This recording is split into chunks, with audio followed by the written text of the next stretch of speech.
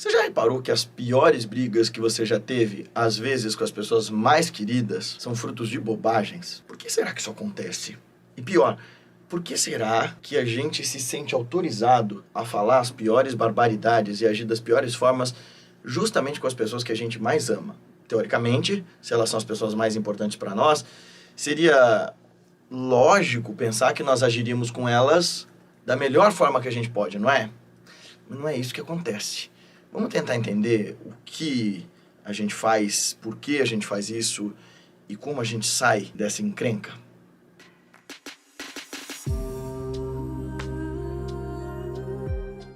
Seja bem-vindo, bem-vinda. Aqui a gente fala de revolução de si, do trabalho, do caminho, do esforço para nos tornarmos hoje melhores do que nós fomos ontem, amanhã melhores do que nós somos hoje, a partir das nossas práticas meditativas, dos nossos esforços, estudos, do nosso discutir juntos, do nosso dialogar, do esforço dialético. A gente usa de filosofia, de tradições espirituais, de qualquer mecanismo possível para que a gente desperte. E se você está chegando aqui pela primeira vez, por favor, se inscreva no canal, deixa seu joinha, deixa seu comentário para a gente fomentar a nossa discussão e a nossa Sangha Online.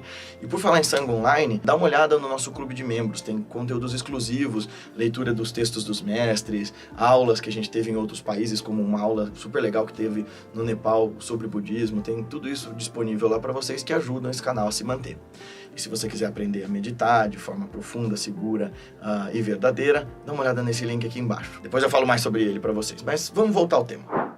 Quando a gente estuda o equilíbrio emocional como teoria mesmo, a partir das ideias do Paul Ekman e do Alan Wallace, a gente descobre que os nossos gatilhos emocionais mais violentos, nossos gatilhos de raiva, nossos gatilhos de tristeza e nossos impulsos de sentimentos mais destrutivos, tipo ódio, vingança e tal, geralmente são extravasados com as pessoas mais próximas a nós. Então essas histórias clássicas, temáticas, de mitos fundantes da nossa psique, tipo Caim e Abel, tipo a história do Mahabharata, dos primos, Pandavas e Kauravas guerreando uns contra os outros, tipo a história do Édipo matando o próprio pai casando com a mãe, e outras tragédias gregas, o Héracles perdendo a lucidez matando a esposa e os filhos, outras histórias, tantas outras histórias gregas de irmãos contra irmãos, outros temas mitológicos ao redor do mundo, os egípcios, por exemplo, com Osíris e Set, esse tema fundamental do conflito em família. Por que é que a gente age assim? Claro que existem várias formas de explicar isso, existem explicações históricas em torno do patriarcado, como a gente organizou a nossa civilização, existem explicações antropológicas e outras linhas de psicologia. Mas o Paul Ekman e o Wallace estão tentando observar as nossas emoções destrutivas, E do ponto de vista dos gatilhos emocionais, a gente age pior com as pessoas que a gente ama mais porque a gente se sente autorizado a estarmos desatentos perto de quem a gente ama. A gente se sente autorizado a ficarmos à vontade e mostrar de forma invigilante nossas sombras perto de quem a gente ama. A gente se sente autorizado a extravasar diante de quem a gente ama. Por quê? Porque como a gente tem lá o amor como elemento fundante dessa relação, entre pais e filhos, entre irmãos, entre amigos, a gente supõe que o perdão esteja garantido. É claro que é um processo inconsciente, mas como aquela pessoa convive com você, você se expõe para ela para você, como há um laço de intimidade, de cumplicidade ali, há uma parte de nós bem cretininha que supõe que eu posso ser eu mesmo aqui. Ou seja, você vai ser tudo menos você, porque o ser eu mesmo é eu soltar as presilhas do meu bom senso, soltar as presilhas da minha atenção, da minha presença, dos meus valores e simplesmente agir de forma rebelde, desinteressada não sem interesse, mas desinteressada assim, sem dar importância para a consequência. Então inconsequente e foi profundamente egoísta, interesseira, e a gente supõe que o perdão esteja garantido, porque afinal de contas aquela pessoa sempre esteve lá, sempre vai estar do nosso lado, sempre vai nos apoiar. Mas não é isso que acontece. Relações íntimas desgastam-se, esgarçam-se. E aí a gente descobre que as piores brigas se dão dos motivos mais bobos, não exatamente por causa do motivo bobo, mas por causa dos acúmulos. A gente briga de forma devastadora com quem a gente ama, não por causa daquela picuinha, mas porque aquela picuinha geralmente é a gota d'água ou a fagulha que faz transbordar ou explodir aquilo tudo que estava acumulado há muito tempo.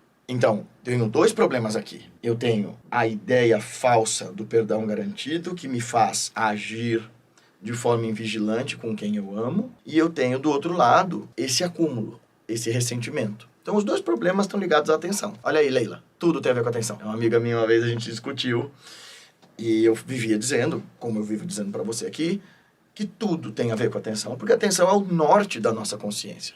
E que prestar atenção não é um esforço desgastante e desagradável, é um deleite, mas a gente não foi treinado a prestar atenção de forma deleitosa. Aí eu falando com ela, eu falei, tá vendo, Leila, isso aí também tem a ver com a atenção. Ela fez, não, isso tem nada a ver com a atenção. E aí veio esse insight, eu falei, não, Lê, tudo na vida tem a ver com a atenção. Veja aí, esse problema que eu apontei pra você no começo do vídeo, por que as piores brigas começam nas razões mais bobas, tem a ver com a atenção. De um lado, você fica desatento em como agir com quem você ama, porque você supõe que o perdão é garantido. Do outro, você não dá importância para as coisas que você diz serem bobagens, porque está desatento, e deixa acumulando coisas. E você também pode achar que são bobagens as coisas que se tornam nas piores brigas, por causa dessa desatenção empática. Como assim, Gui? Tua falta de atenção ao outro e ao mundo e à realidade são tão profundas que, ao invés de perceber onde pega e onde dói no outro, você usa a si mesmo como grande régua de medida para todas as coisas. E aí, às vezes, aquilo que é uma grande bobagem para você é algo profundamente doloroso para o outro. E aí reside uma outra questão da falta de atenção. A gente pode conviver com as pessoas que a gente ama a vida inteira e elas serem completos desconhecidos para nós. Porque, por um lado, o outro vai ser sempre isso. Um conhecido desconhecido. Por mais que você conviva, por mais que você ouça e se interesse, há lugares, há reinos distantes na mente desse outro e na sua, que são escuros, que são ocultos, que são misteriosos. E, por outro lado, essa suposição de, eu já te conheço, você é assim mesmo, te impede de descobrir o outro como ele é e como ele se transforma. Porque essa sua ideia de que, fulano é assim mesmo, não tem jeito, ele vai ser sempre assim, tá errada. Você se transforma e o outro também. Por mais que certos comportamentos nossos sejam programados, sejam previsíveis, eles estão estruturados dentro de contexto. Se você mudar o contexto, provavelmente o comportamento muda. Como assim, Gui?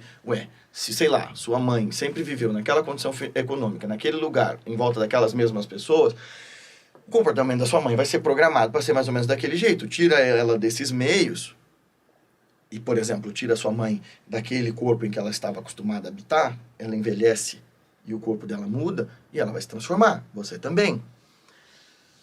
Como é que a gente sai disso? E como é que a gente para de magoar quem a gente mais ama? Fique atento para ser empático. Seja empático para estar atento. Parece fácil falando, mas não é não. É você fazer força para estar presente e ver o outro como um alter ego, como uma extensão de você. A máxima de Jesus, não faça aos outros aquilo que você não quer que façam, que você não gostaria que fizessem a você, e que vira a máxima kantiana, né? Viva de forma tal como se cada atitude sua pudesse ser tomada como uma lei universal, Mateus. O nome disso é imperativo? Categórico. Tá aprendendo filosofia ocidental também. Claro, né? O Kant era um moralista ferrenho, é muito radical essa forma dele de pensar. Schopenhauer tem uma excelente crítica à premissa do Kant, a isso. Eu gosto muito, inclusive, de trabalhar com esse livro, que foi um texto que eu trabalhei na faculdade com o tio Schopp, que é a fundamentação da metafísica dos costumes. Mas o que vem ao caso para nós aqui é, o que o Kant e o que Jesus antes dele estavam falando é, quando você presta atenção em quanto é importante você se sentir bem e quanto seria importante que o outro prestasse atenção nisso para você, você passa a pensar também no que seria importante para o outro se sentir bem também.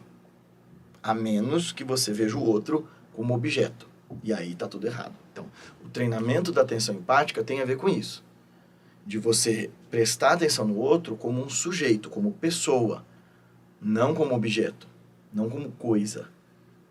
Então, porque inclusive essa ideia de que a gente faz, essa falsa ideia de amor que a gente faz em relação aos nossos entes queridos, tem muito desse amor coisa. Né? Essa ideia do perdão garantido, essa ideia de que eu posso soltar as presilhas do meu bom senso perto de quem eu amo, É uma desculpa para eu ser a pior pessoa do mundo perto das pessoas que eu sei que vão me dar asserções para eu ser quem eu sou, vão me consolar, vão me aprovar na minha ideia. E é um problema, porque você está pervertendo a ideia de amor. Amor é conhecimento, é uma estruturação de um caminho para a transformação e para a libertação de todos nós. Mas quando você supõe que amor seja a garantia de que ao fazer merda você vai ser perdoado, você já não entendeu nada sobre amor. Então, o caminho para a gente parar de tornar menores picuinhas nos piores conflitos, às vezes naqueles que não solucionam, é a gente prestar atenção. Então, uma coisa que a gente faz, por exemplo, no CB, o CB é o programa Cultivando Equilíbrio Emocional, Cultivate Emotional Balance, que é a pós-graduação que eu fiz lá no Einstein, que me habilitou tanto para atender terapeuticamente, né, como coach de CB, mas pelo amor de Deus, é só para dar atendimento no programa do Cultivando Equilíbrio Emocional. Tá? Não sou coach, não. É tanto para também levar para as empresas esse modelo, levar para empresas, escolas, organizações, esse sistema que para mim é o sistema laico de meditação mais incrível que tem, porque ensina justamente a gente a olhar para as nossas emoções, ensina a gente a perceber como é que o nosso funcionamento emocional funciona, os nossos gatilhos e tal. E esse enorme parênteses sobre o CB é para dizer que uma das coisas que a gente aprende lá no CB, sobretudo nessa era de resposta pronta e de baixa escuta profunda, né? Baixa escuta, né?